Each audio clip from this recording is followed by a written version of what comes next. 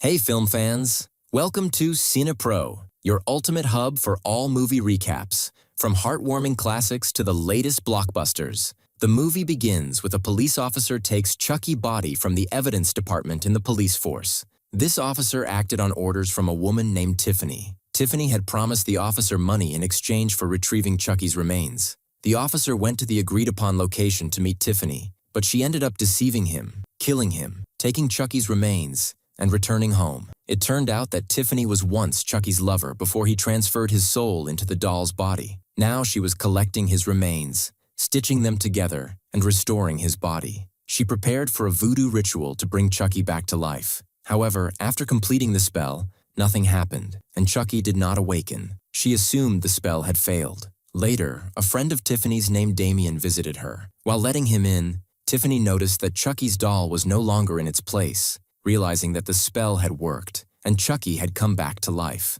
She was thrilled and began searching for him but couldn't find him. Suddenly, Chucky appeared next to them, silent and not speaking. Damien mocked him and threw him aside. Later, Tiffany seduced Damien and placed Chucky on him, expecting Chucky to kill him. When Damien insulted Chucky, Chucky turned his head, removed the ring from his mouth with force, injuring him. Chucky laughed and suffocated him with a pillow, killing him. Tiffany was overjoyed at Chucky's return and apologized for not bringing him back sooner, explaining that she had spent 10 years searching for him. Meanwhile, we are introduced to Tiffany's neighbor, Jessie, who was in love with a girl named Jade. Jade lived with her uncle, Officer Kincaid, who disapproved of her relationship with Jessie, considering him a failure. Kincaid forbade Jade from seeing Jessie. Jessie, determined to see his beloved, had a friend pretend to take Jade out on a date, and Kincaid allowed it. However, Kincaid suspected Jade was going to meet Jessie, so he called a fellow officer to intercept them. When the officer stopped them, Kincaid arrived and found out Jade was with Jessie.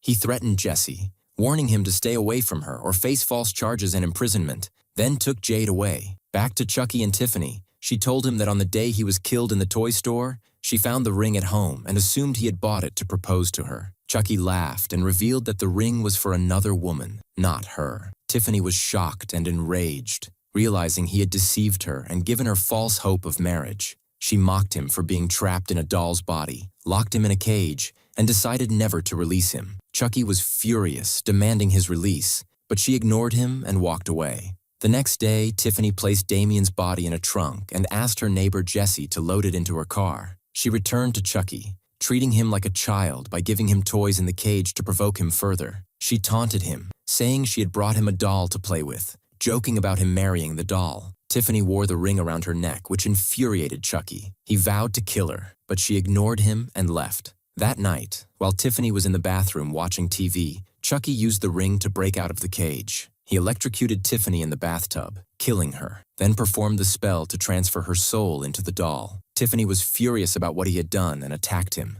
Chucky told her they were now even, warning her never to mock or imprison him again. Tiffany consulted her voodoo spellbook for a solution. Chucky told her it was futile, explaining that to transfer their souls back into human bodies, they would need a magical amulet he had been wearing when he died, which was buried with his body in New Jersey. They would need someone to transport them there. Tiffany devised a plan and contacted Jessie, asking him to deliver 2 dolls to New Jersey in exchange for money. Jessie agreed, as he needed the money to start a life with Jade. The next day, Chucky and Tiffany sat motionless on the couch, pretending to be regular dolls. Jessie arrived, took the money, and loaded them into his car. He picked up Jade and proposed they run away and get married, promising they could start a new life with the money. Jade agreed, and they went to her house to pack her belongings. However, her uncle Kincaid saw them and tried to break into Jessie's car, but it was locked. So he gone to bring a fire extinguisher, but Chucky and Tiffany saw him and realized that this man might ruin their trip, so they decided to get rid of him. Meanwhile, Kincaid returned,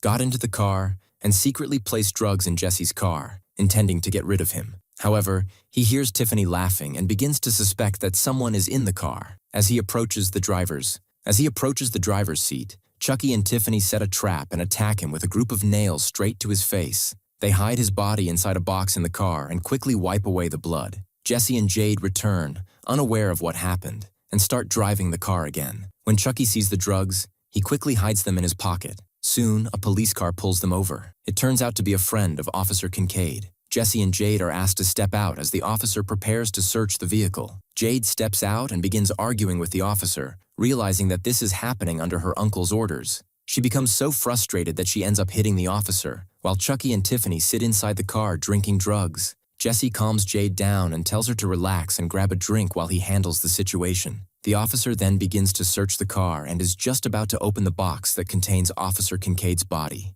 Chucky and Tiffany grow nervous. In a panic, Chucky throws the contraband aside to distract the officer. The sound draws the officer's attention, and he finds the contraband along with Beth Lee. He confronts Jesse, shows him the stash, and orders him not to move as he prepares to make an arrest. The officer returns to his car to call Officer Kincaid, unaware of the truth, while Chucky and Tiffany realize they're in serious trouble and won't be able to get to New Jersey. Chucky decides to take action. He gets out, stuffs a cloth into the gas tank of the officer's car, sets it on fire, and causes a massive explosion that kills the officer instantly. Jet returns and sees what has happened. In a panic, she and Jesse jump into the car and decide to flee the scene as quickly as possible. Meanwhile, the people in the area begin to suspect that Jesse and Jade are the ones responsible for blowing up the officer's car. Chucky and Tiffany watch the chaos unfold, amused. Meanwhile, Jesse and Jade suspected each other of causing the explosion, leading to tension between them. Chucky and Tiffany laughed at their confusion. Jesse's friend David called to warn them that the police suspected them and had set up roadblocks.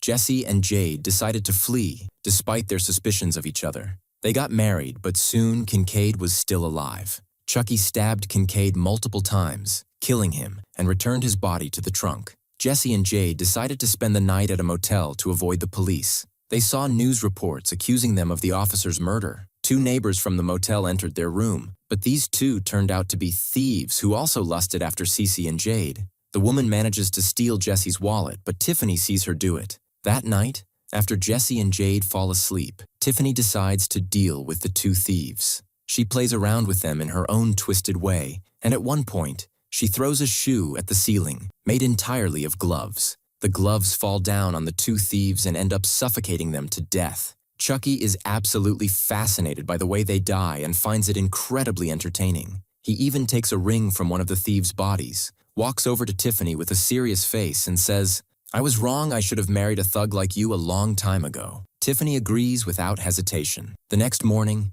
Tiffany calls their friend David. She tells him that she isn't comfortable around Jesse anymore and confesses that she suspects he might be the one who killed the police officer. She asks David to come over. Meanwhile, Jesse also calls David and confides in him, saying he suspects that Jade might be the one who killed the officer. David listens to both sides and tells each of them that he's on his way. While all this is happening, the hotel cleaners enter the room where the thieves had been staying and find their lifeless bodies. Jesse and Jade decided to flee before the police arrived. David joined them, confident they were innocent. However, he noticed a strange smell in the car, which turned out to be Kincaid's body. Shocked, David assumed Jesse and Jade were responsible. He took Kincaid's gun and ordered Jesse to stop the car. He raises a weapon against them and shows them Kincaid's body. He sees a police car on the street and calls out to it. But at that moment, Chucky and Tiffany move and point their weapons at them. David is shocked by what he sees and, without realizing it, steps onto the road, gets hit by a car, and dies.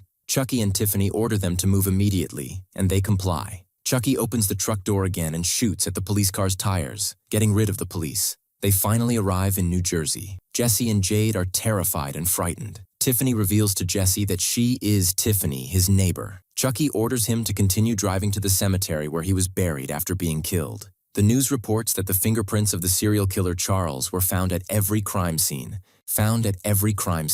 which is strange since Charles died 10 years ago. The police decide to exhume Charles' body from the cemetery to confirm that he is dead. Chucky and Tiffany become worried because they are afraid for the voodoo magic amulet. Chucky decides to change the car they are in so no one stops them and they can reach the cemetery quickly. Indeed, they switch to a mobile home vehicle and continue their journey. They had tied up Jade, and Chucky sat next to Jesse, pointing a weapon at him throughout the trip. They were close to Chucky's cemetery, but suddenly Jade kicks Tiffany into the oven, and Jesse kicks Chucky, throwing him out of the car. Jesse loses control, and the vehicle veers into the forest. Tiffany, though charred, is still alive and attacks Jade, but Jesse throws her away, revives Jade, and gets her out of the car. Gas leaks from the car, and it explodes, but Jesse had already escaped. However, Chucky points his weapon at Jade and orders her to take him to his grave. Jesse sees them and grabs Tiffany, following them. Chucky sees a policeman digging in his grave, so he kills him and orders Jade to descend into the grave.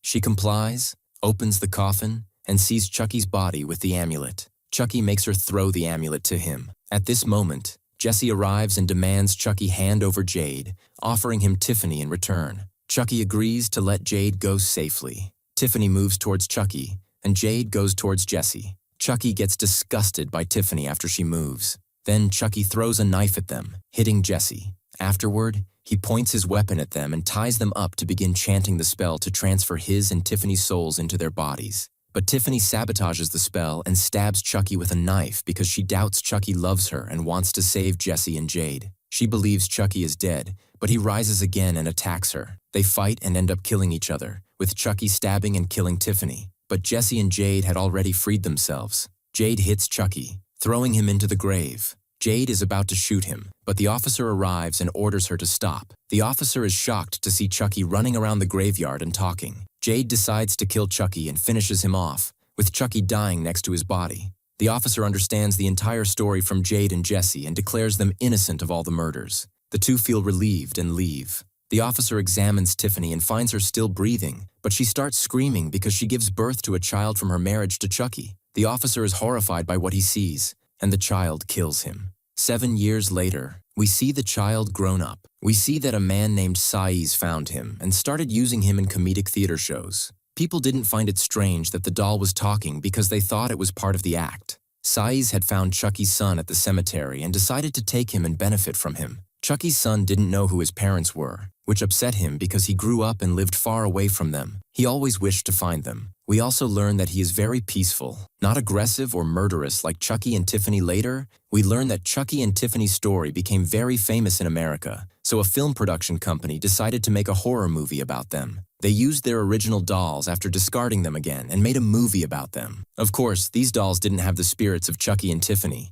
They were just regular dolls. Then we are introduced to an actress participating in the film named Jennifer. We discover that Jennifer is an exact replica of Tiffany. At the time, Jennifer was upset because she wasn't getting good roles in films, and she ended up participating in a low-quality movie like Chucky and Tiffany. Her assistant informs her about a director who is holding auditions and looking for actors. Jennifer gets excited and decides to meet the director, Redman. She acts in front of him to convince him of her acting skills, but Redman isn't impressed and tells her, unfortunately, that another actress will get the role. Jennifer gets upset and doesn't want to lose this opportunity, so she tries to seduce Redman and invites him to her house. Redman is tempted and agrees. Meanwhile, Chucky's son is locked in a cage watching television. Coincidentally, there is a presenter talking about the Chucky and Tiffany movie, showing the dolls they used. The son notices the same mark on his hand as on the dolls, realizing they are his parents. Saiz enters and tells him it's time to train him to kill. He puts a rat in the cage and orders him to kill it.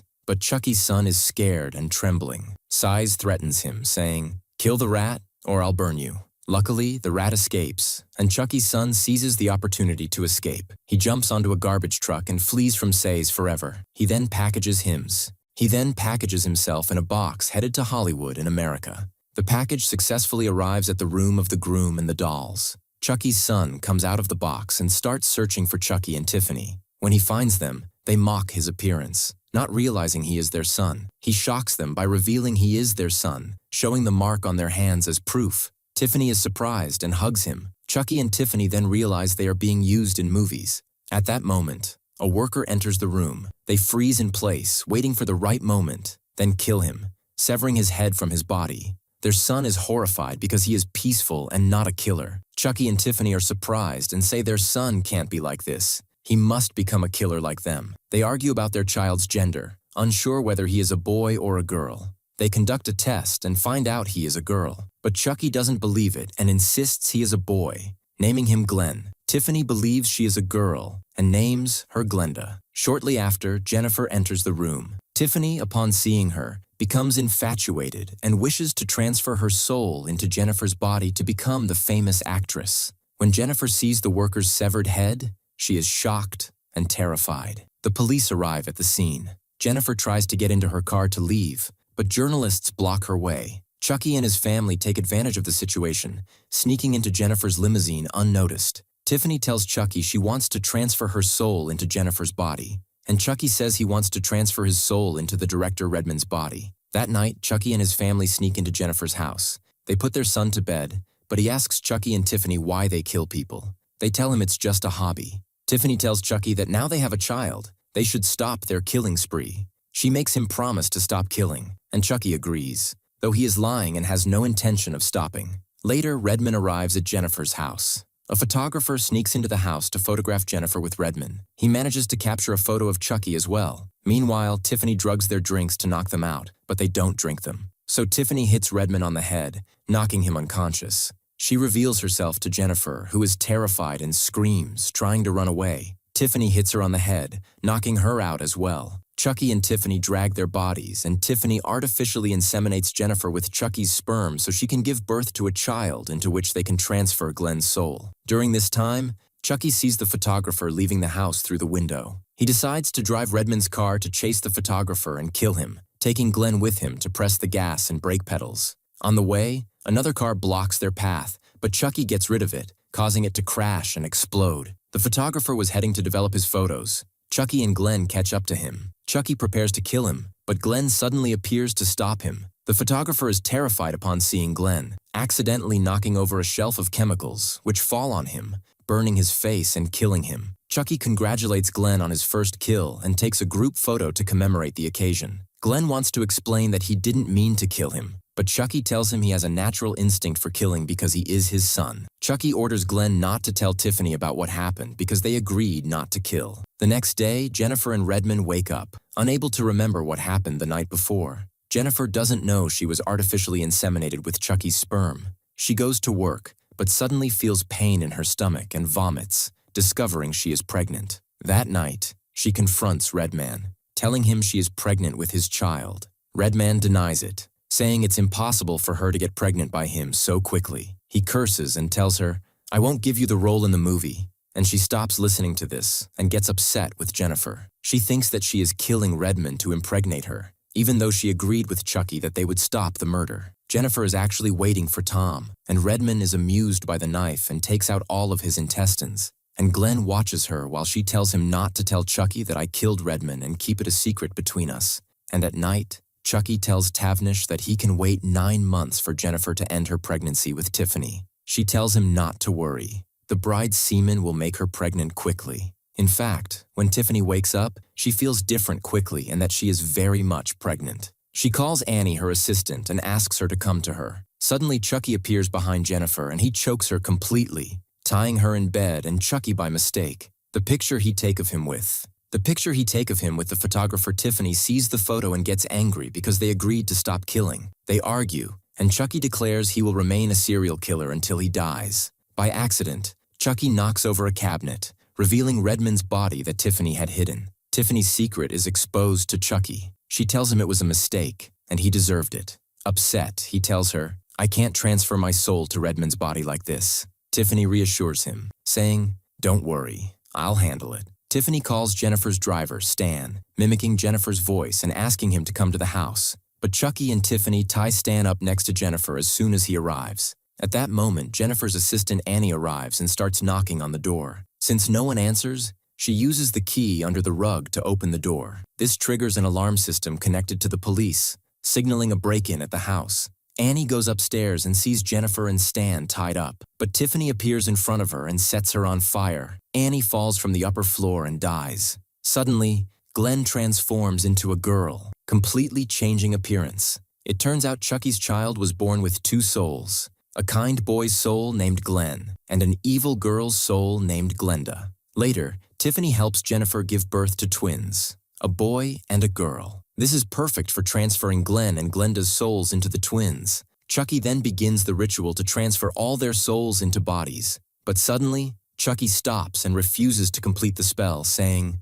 "I prefer not to transfer to a human body because humans get sick and grow old. I'm happy as a killer doll." Tiffany responds, "I want to transfer my soul into Jennifer's body and become a famous star." Chucky refuses, telling her, "You'll stay a doll as you are." Chucky tries to kill Jennifer by throwing a knife at her, but Stan sacrifices himself and takes the hit instead. Tiffany grabs the knife and throws it at Chucky, hitting him in the shoulder. Chucky drops the amulet, and Tiffany takes it. Moments later, the police arrive at the house and find all the corpses. Chucky, Tiffany, and Glenn disappear. Jennifer is taken to the hospital to recover after giving birth. Tiffany and Glenn are hiding under Jennifer's bed. Tiffany injects a sedative into Jennifer's IV, causing her to faint and fall to the ground. Tiffany's about to begin the spell, but Chucky breaks through the door. Tiffany tries to complete the spell before Chucky reaches her, but Chucky enters and hits Tiffany with a hammer. Tiffany bleeds and collapses. Glenn cries over Tiffany, thinking she has died. He decides to avenge his mother. He attacks Chucky,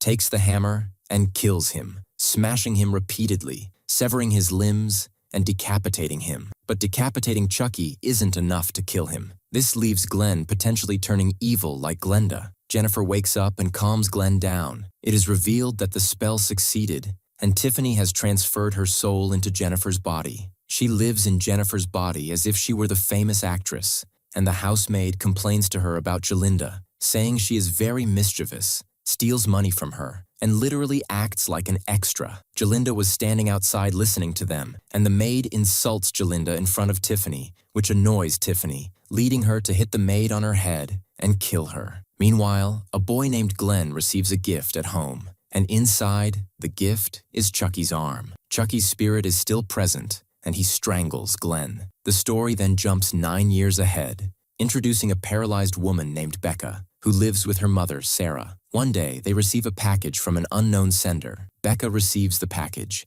and her mother opens it to find the Chucky doll inside. Neither Becca nor Sarah knows that the doll contains the spirit of serial killer Charles. Sarah feels uneasy about the doll and throws it in the trash. That night, Becca hears her mother screaming, rushes to check, and is shocked to find her mother dead. She calls the police, and Chucky is sitting on a chair where she left him. Becca doesn't suspect Chucky, and the police arrive to investigate the murder but cannot determine the killer, so the crime is recorded as unsolved. Later, Becca's sister Barb arrives with her husband Ian, their daughter Alice, their nanny Jill, and father Frank. They stay with Becca at the house for the evening. Little Alice goes to the bathroom, finds Chucky there, and becomes very attached to him, insisting she wants to keep the doll. Becca is surprised to see Chucky in the bathroom. Barb suggests selling the house and splitting the money, which upsets Becca, as she thought Barb came to visit her, not to convince her to sell the house. Becca asks them to stay for dinner, and Alice helps her in the kitchen, bringing Chucky along.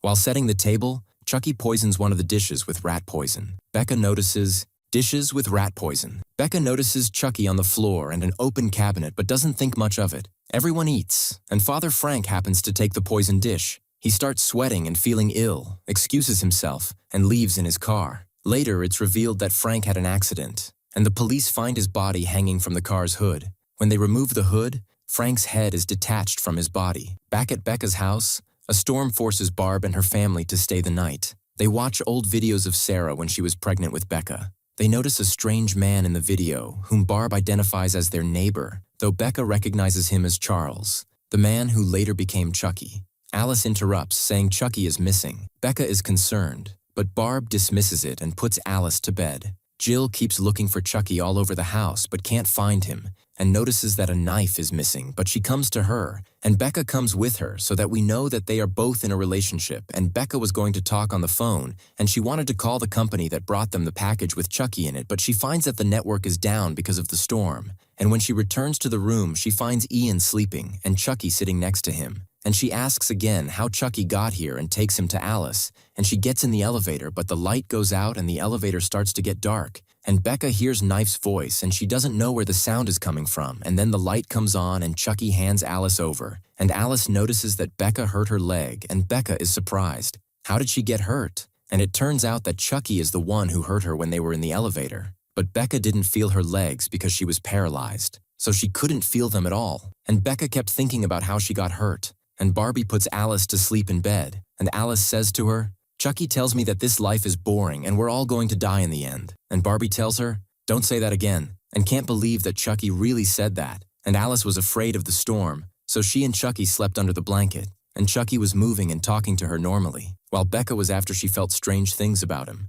and finds news about his connection to multiple murders, along with his real name, Charles Lee Ray. She sees his picture and remembers him from the old video. Chucky moves from Alice's side and spills water on Jill, causing her to be electrocuted. Barb goes to check on Alice, and Ian accuses her of having an affair with Jill. He reveals he placed a camera in Chucky to spy on her. Meanwhile, a police officer arrives at Becca's house, as Father Frank was last seen there before his accident. Barb sees Chucky on the stairs and searches for Alice but can't find her. She notices a knife with Chucky and sets it aside. When she turns back, Chucky moves and attacks her, revealing his stitched face. He kills her by removing her eye. Becca hears her sister's screams and tries to intervene but finds Barb's body on the stairs. Becca searches for Alice but finds Jill's corpse instead. She wakes Ian and tells him everyone in the house is dead and Alice is missing. Ian is shocked and sees the bodies. He takes Becca and goes down to the garage. He starts looking for Alice. Becca warns him to be careful of Chucky, but as soon as Ian leaves, Chucky appears to Becca, gets into the car, and Becca tries to stop him with an axe, breaking the car's glass. However, Chucky swallows the car key. Ian returns and assumes that Becca killed everyone and hid the axe. Suddenly, Becca feels unwell and needs an injection. She asks Aya to bring the injection and Ian to administer it, but Ian refuses, suspecting her. Becca faints, and when she wakes up, she finds herself tied to a chair by Ian, who questions her about his daughter's whereabouts. Becca tries to explain that he is behind all of this, but he sees her as a liar, silences her, and plays the camera recording he set up to confirm her guilt. He is shocked to discover that Chucky is indeed moving and had hidden the axe in a room in the house. When he watches the current camera footage, he realizes that Chucky is in the same room with them. Before he can react, Chucky pushes Becca onto him, causing Ian to fall and lose consciousness. Chucky then kills him with the axe and attempts to kill Becca, but she manages to free herself and fend him off. She grabs the axe and decapitates him. Becca believes she has finally gotten rid of him, but Chucky reattaches his head and pushes Becca from the upper floor. She falls to the ground, unable to move. Chucky approaches her to finish her off, but Becca asks him first why he chose her family. Chucky explains that he was once very close to her mother Sarah and her father Daniel. At the time, Sarah was pregnant with Becca, and Chucky was deeply in love with Sarah and wanted to marry her. He drowned Daniel in the lake to get him out of the way, hoping to marry Sarah. However, Sarah did not love him and called the police on him. Chucky, seeking revenge, stabbed her in the stomach with a knife. This stab caused Becca, who was in her mother's womb at the time, to be born paralyzed. Chucky tells Becca that he has waited a long time for this moment to take revenge on her family. Chucky is about to attack her again, but she manages to enter the elevator and close the door. She holds the door tightly as Chucky tries to harm her. Becca grabs the knife from him,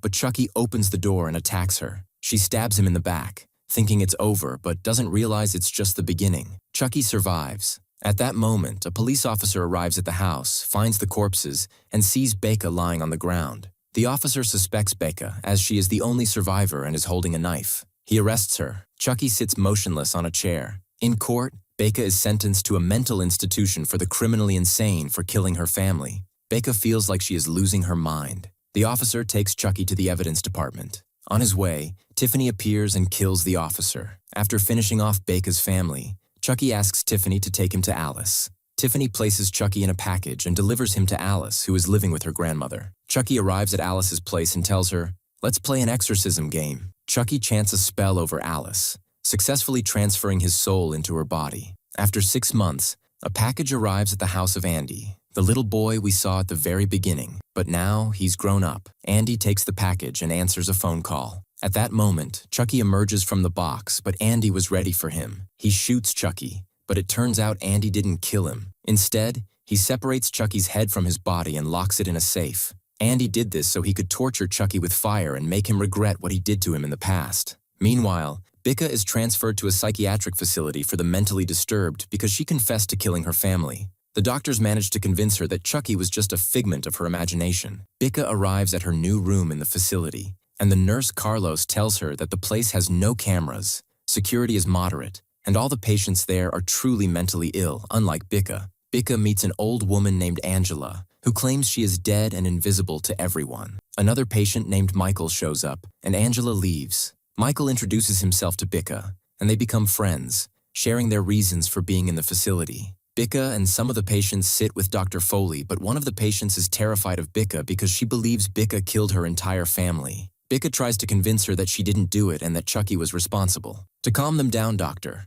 Foley brings out a good guy doll resembling Chucky, saying it will help Bicca overcome her fear because it's just a regular toy. Indeed, the doll is normal and doesn't contain Charles's spirit. However, a patient named Madeline, who lost her son years ago, takes the doll and starts treating it like her own child, wanting to express her maternal instincts. Later, Michael reintroduces himself to Bicca, and she realizes he has a split personality disorder. Dr. Foley informs Bicca that someone wants to visit her. It turns out to be Tiffany, who tells Bicca that she is now the legal guardian of Alice, Bicca's niece. However, Tiffany reveals that Alice has died. Bicca is devastated and asks how she died, but Tiffany lies, saying she doesn't know. Tiffany tells Bicca that Alice wanted her to give her this doll. Bicca is shocked to see that it's a Chucky doll. Tiffany tells Dr. Foley that the doll will help Bicca recover, then leaves. Bicca doesn't want the doll and gives it to Dr. Foley, who takes it to his office and leaves it there. It's revealed that this doll contains Chucky's spirit. Chucky comes to life, steals a scalpel from the drawer, and heads off to find Bicca. On his way, he encounters Angela, who tells him where Bicca's room is. Chucky thanks her and tells her he'll kill her later. He then heads to Bicca's room, where he finds her bleeding from her wrists, having attempted suicide after hearing about Alice's death. The next morning, Bicca wakes up alive with her wounds stitched up. It turns out Chucky stitched her wounds, leaving a message on the floor saying, "I'll kill you myself, Bicca." The alarm goes off in the facility, and Bicca goes to see what's happening. She finds Angela dead, with a scalpel in her hand and a message on the floor saying Chucky killed her. Bicca realizes Chucky stole the scalpel from her and used it to kill Angela. Meanwhile, Andy takes Chucky's head to Dr. Foley, trying to prove that this Chucky contains Charles's spirit and asking him to release Bicca because she's not crazy. However, Dr. Foley doesn't believe him and thinks Andy is joking, ordering him to leave. Andy is frustrated that Bicca is wrongly imprisoned because of Chucky and wants to free her. Back at the facility,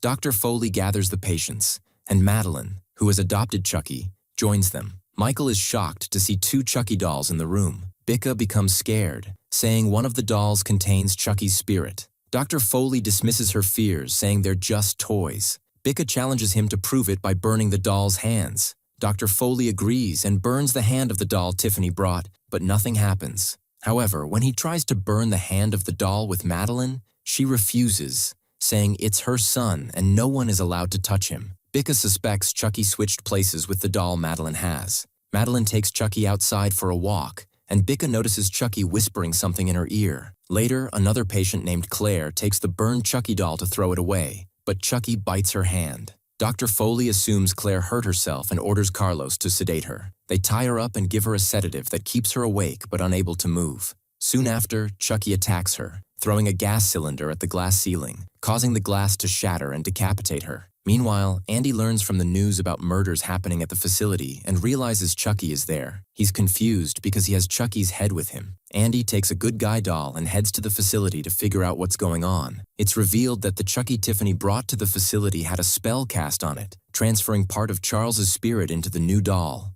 Chucky has learned a new spell that allows him to split his soul into multiple parts and transfer it to different dolls. Bicca tries to convince Dr. Foley that Chucky killed Angela and Claire, but Dr. Foley insists it's all in her imagination. Bicca tells him that time will prove her right and believes two of the Chucky dolls contain Charles's spirit. Dr. Foley, not believing her, decides to hypnotize her. He injects her with a sedative, but suddenly, Chucky appears behind Dr. Foley and hits him on the head, knocking him unconscious. Chucky orders Bicca to kill him, but she's not fully conscious and is lost in nightmares. Later, Bicca regains consciousness and finds herself sitting with Michael and Madeline. Madeline takes her Chucky doll to her room and tries to strangle it. This behavior stems from her trauma of killing her own infant son after giving birth. Dr. Foley walks in and sees her, taking the doll away and saying they need to bury it so she can move on. Dr. Foley buries the doll in the facility's garden. Bicca watches the burial, knowing Chucky will rise again. Meanwhile, Andy is driving to the facility,